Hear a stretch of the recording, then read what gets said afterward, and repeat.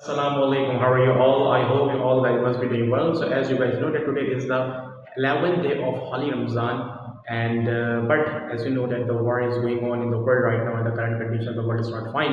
So today's vocabulary topic is related to war. So today I'm going to tell you the difference between the battle and the war.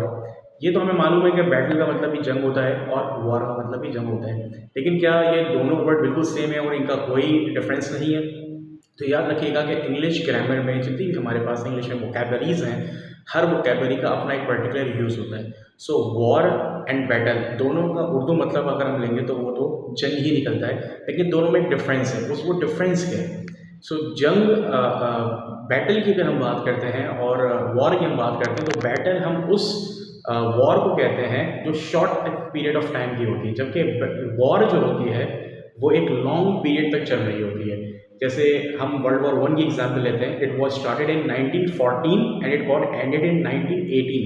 It approximately it took 4 years to be ended. तो 4 साल तक continuously एक जंग, एक war जो है वो चलती रही।